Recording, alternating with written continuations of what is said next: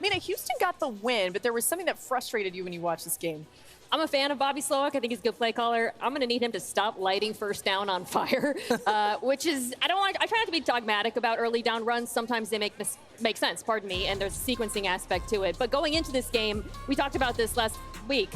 The Bears defense is excellent against the run. So it's not surprising they averaged 2.6 yards per carry on first down, and they ran it over and over and over. You're putting your quarterback behind way too much for my taste, which, by the way, this was an issue last year as well, and it continues to be an issue. My concern is this is the second straight week where the offensive line has not been good in pass protection. CJ covered it up in week 1 versus Indy. He made 4 or 5 plays that were, with his legs, unbelievable. And he made enough last night, but they're just not going to live like this. I mean, think about it. The vantage point of what we have for CJ Stroud and Houston's offense is top 5 in the NFL. You're not going to be top 5 when your offensive line is struggling this much in pass protection. I agree, and Chicago's got good pass rush. So does everybody. It's the NFL. They're going to have to figure out a way to pass protect better if they're going to be the offense that carries them to the AFC title. I was present at joint practices between the Rams and the Houston Texans, and the Rams won up front that entire day. And I didn't necessarily know if it was about the Rams being very good defensively or if the Houston Texans weren't as strong up front as they needed to be. But through the first 2 games, we've seen C.J. Stroud have to make way too many plays outside of the pocket above and beyond the X's and O's. And if you're Bobby Slowick, I get the point that you want to have a run game. You want to establish some physicality. But if getting the football out for 4- and 5-yard passes to replace the run game on early downs because you trust 7 is what you need to do, I think that puts him ahead of the sticks and keeps him from having to create so much. I don't think they can play drop-back football and beat really good teams, the Texans. Not with that offensive line. 150. Okay.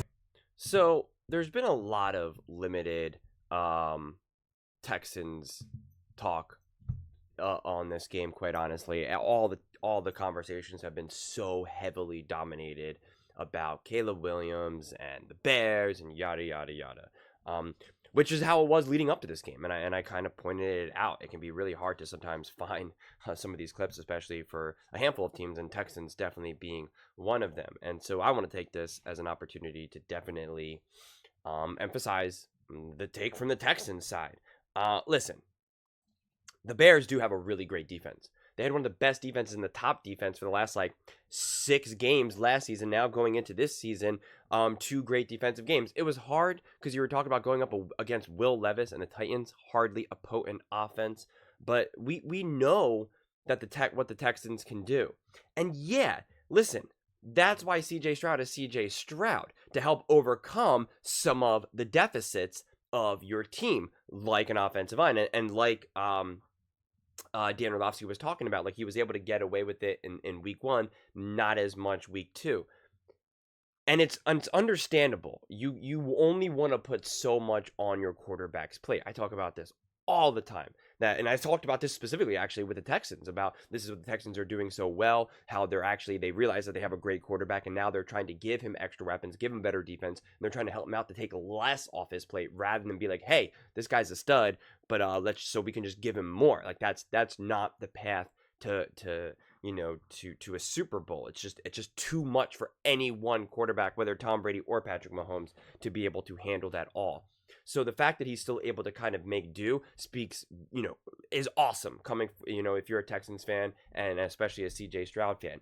But it does make it harder for it to be more sustainable. So I am curious to see if this is something that they can correct, or if it is just this was a really tough defense. I know what Orlovsky's saying, everyone in the NFL has a pass rush, but it does seem that the Chicago Bears just have they're just very well coached defensively. They're very physical. They know how to attack and get out there. So I just don't know if I would be panicking about it. I understand it, but at the same, and it's something that you need to keep in your mind, but it's not something that we need to be oh my God, this is a disaster. Where do we go from here? Right? We got to see a few more games, see if they can kind of hold their own, and see if maybe the Chicago Bears are just, extra defensively. But with all that said, I mean, CJ Stroud, I think this is one of those games where the stat line doesn't really show just how good CJ Stroud was, especially. I mean, he's flushed out, he escapes, and then just throws missiles. I mean, just throws a beautiful ball.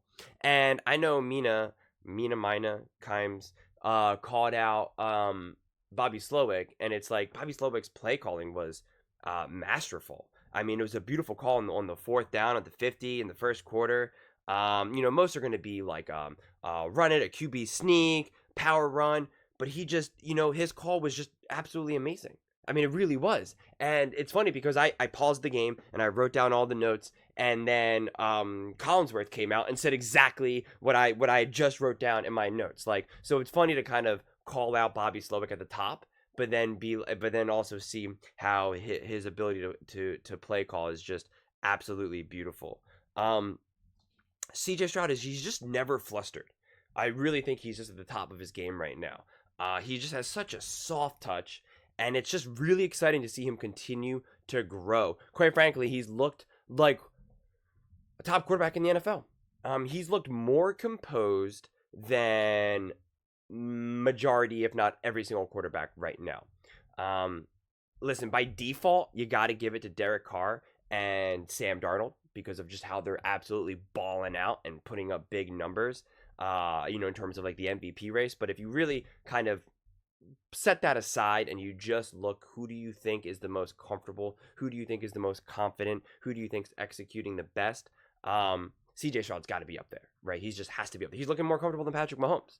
No question in my mind. I'm not saying he's better than Patrick Mahomes. I'm not getting in that whole song and dance every single video. But right now, he just looks so comfortable, so composed, and just at the top of his game. I don't really think that there's any other way to put it right now. He just looks so composed and so comfortable, and that is technically with a rough offensive line, which speaks volumes. So really hopeful that the Texans can kind of get this O-line thing figured out, buy him some more time, and then the game really opens up.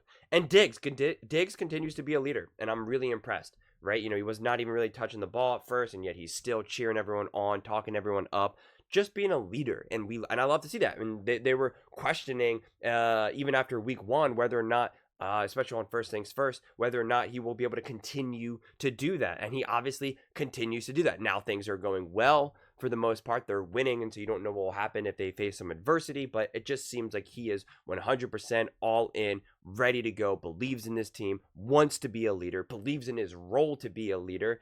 And so you got to call it out. If people were going to call out and say that they were concerned that he wasn't going to be able to do that, when he shows the opposite, you got to magnify it. You got to emphasize it. It's fair is fair. Yeah,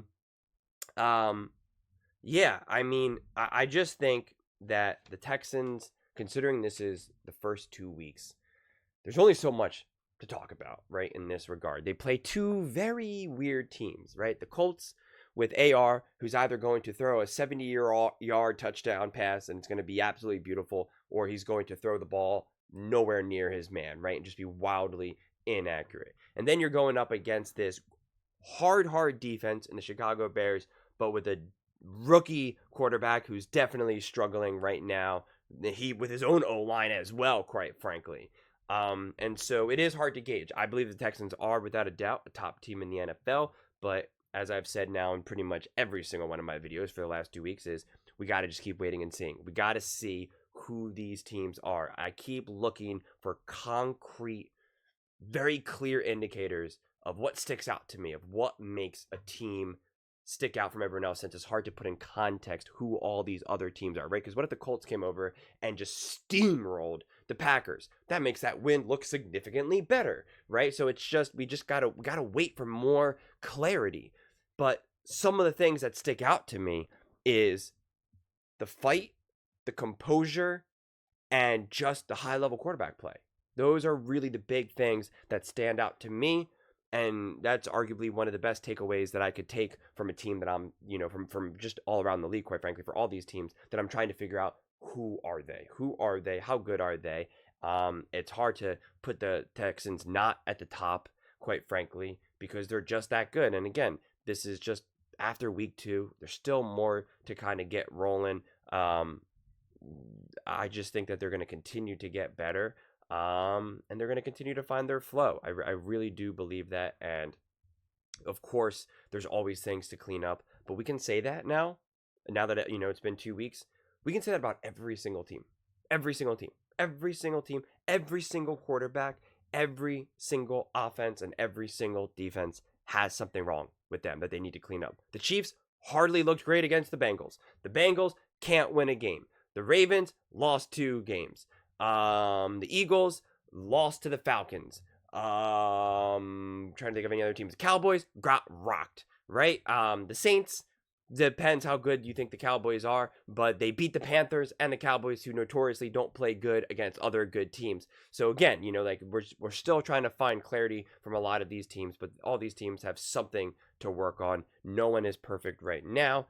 So I'm not going to expect the Texans to be perfect right now. What it seems to me right now, and I'll probably be talking about this a little bit later in some of my other videos that are going to post today, especially on First Things First. I think Nick does his, I forget if he does his tiers or Mahomes Mountain, and I think at least maybe Colin Cowherd does his herd hierarchy, which I'll be posting a video today about that. Then is, to me right now, there is no juggernaut team. There is no dominant team. Last season, it felt like the Ravens and the 49ers were just a powerhouse, and it was like, oh my God. A couple years before that, it was the Chiefs and the Eagles, powerhouse teams. Like, it just felt like there was teams that were just clearly by far just physically bigger, stronger, faster, better quarterback play, better play calling, best coach, the best coach, and it was just like, yeah, these teams are brutal. I think every single team can lose. Every single team can lose. And that, to me, as a fan of just the NFL as a whole, that's exciting to me. I don't like when there's juggernauts. I don't like when you're just like, all right, well, they got a one-way ticket to the AFC or NFC championship game. I like a game that when the game starts, I have no idea who's going to win. When people say, oh, who do you think's going to win? I go, I have no idea, man. I know who I hope wins. I know who maybe I think will win, but I have no idea.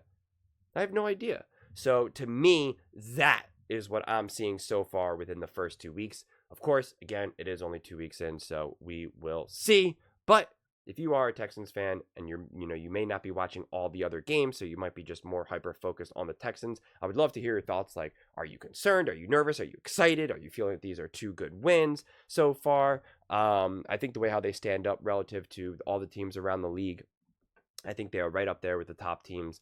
No team is better than the other. Once we kind of get to that top, I think it's all just who executes better on that Sunday. So definitely exciting games ahead. But those are just my thoughts. I would absolutely love to hear yours. What do you guys all think? Do you think that this was, kind of like what they were saying on NFL Live? Like, there's just some of these concerns for the Vikings, for the Houston Texans, or no, do you think it's kind of being a little bit too magnified? Let me know in the comments below. I read every single comment, so whether you agree with me or disagree with me, either way, let's get in some discussions, let's get in some fights, but ultimately, let's just have some fun. And please do consider subscribing. We are building an amazing community here, and I would absolutely love to see you part of it. I want to build something that we all genuinely feel connected to, something that we're really excited to be part of, and I think we're well on our way to doing it. And please don't forget to give this video a thumbs up, as it really does help with the visibility and the algorithm. Thank you so much, and see you next time.